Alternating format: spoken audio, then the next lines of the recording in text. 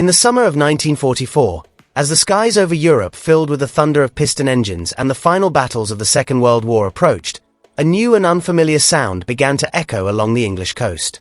It was not the rhythmic growl of a Spitfire or the deep roar of a Lancaster. It was sharper, more urgent, a continuous jet-driven whine that hinted at a different future. The aircraft responsible, the Gloster Meteor, arrived quietly, almost cautiously, into a world still defined by propellers and pistons. Yet this machine, Britain's first operational jet fighter, would soon find itself chasing one of the war's most elusive threats, the German V-1 flying bomb. It was a moment where old warfare met new technology, and it raises a question worth asking. How did an aircraft born for a new age begin its life solving a problem from the old one? The Meteor's story begins in a Britain under immense pressure. By the early 1940s, the country faced not only the immediate threat of Axis air power but also the longer-term challenge of keeping pace with rapid technological change.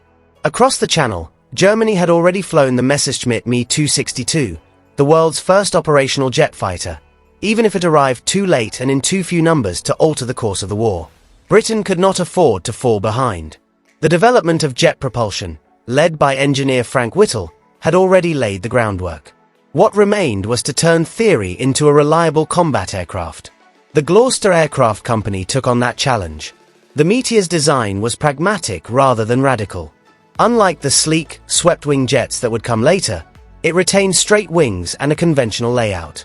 Its twin engines were mounted in nacelles under the wings, a choice that simplified maintenance and reduced risk during a time when jet technology was still uncertain. The early engines, the Rolls-Royce Welland and later the Derwent, were not especially powerful by modern standards, but they were reliable enough to make the Meteor a practical operational aircraft. That reliability became its defining feature. In an era when jet engines were prone to failure, overheating, and unpredictable behavior, the Meteor stood out as a stable and dependable platform. It did not aim to push the boundaries of speed at all costs.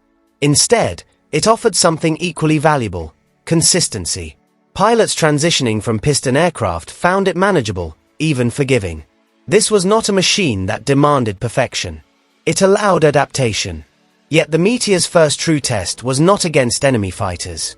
It was against the V-1 flying bomb, an unmanned weapon launched by Germany in large numbers against London and southern England.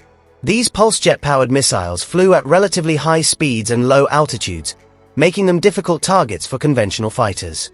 The Meteor, with its jet propulsion, was one of the few aircraft capable of catching them reliably. In July 1944, Meteor squadrons were deployed specifically to intercept these threats. What followed was one of the most unusual chapters in aerial combat history.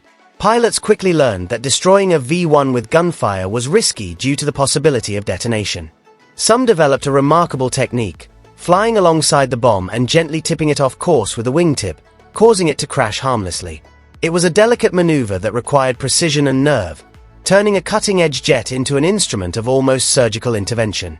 This role, however, revealed one of the Meteor's quiet contradictions. It was a revolutionary aircraft, yet it entered combat in a defensive and highly specialized capacity. While Germany's Me-262 was designed as a high-speed interceptor and fighter, the Meteor was deliberately kept away from the front lines over Europe. British leadership feared that if one was shot down, its advanced technology might fall into enemy hands.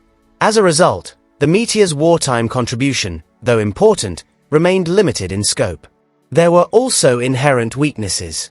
Early jet engines consumed fuel at a high rate, giving the Meteor a relatively short operational range. Its straight-wing design, while stable, limited its performance at higher speeds compared to later swept-wing jets. It was not the fastest aircraft of its generation, nor the most heavily armed. In many ways, it was a transitional machine, caught between the proven reliability of piston fighters and the untapped potential of future jet designs. Despite these limitations, the Meteor carried a deeper significance.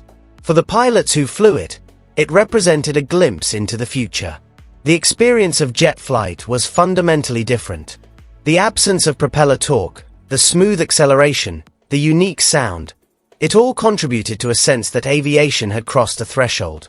For ground crews, it demanded new skills and understanding.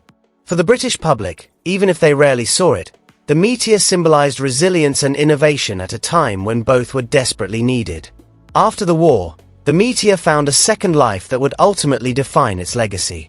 No longer constrained by wartime secrecy, it became the backbone of the Royal Air Force's early jet fleet. Improved variants introduced more powerful engines, better avionics, and enhanced performance. The Meteor F.8, in particular, became one of the most widely produced versions, serving not only in Britain but also in numerous air forces around the world. One of its most notable post-war roles came during the Korean War. Operated by the Royal Australian Air Force, Meteors were deployed in combat against North Korean and Chinese forces. There, they encountered more advanced jet fighters, including the swept-wing Mikoyan-Gurevich MiG-15. In these engagements, the Meteor's limitations became clear. It struggled to match the speed and agility of newer designs, forcing it to shift from air-to-air combat to ground attack missions. This transition underscored the rapid pace of technological change in aviation.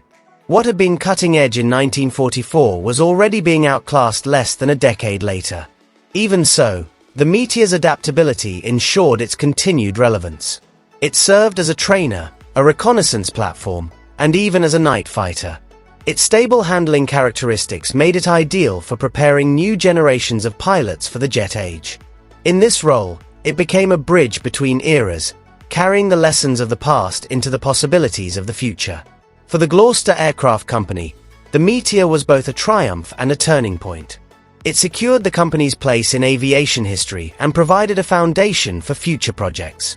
Yet it also marked the peak of Gloster's prominence.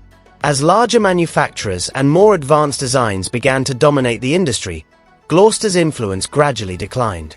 The Meteor, in a sense, was both the beginning of a new chapter and the closing of another. If you find stories like this worth remembering, consider staying connected for more reflections on the aircraft that shaped history.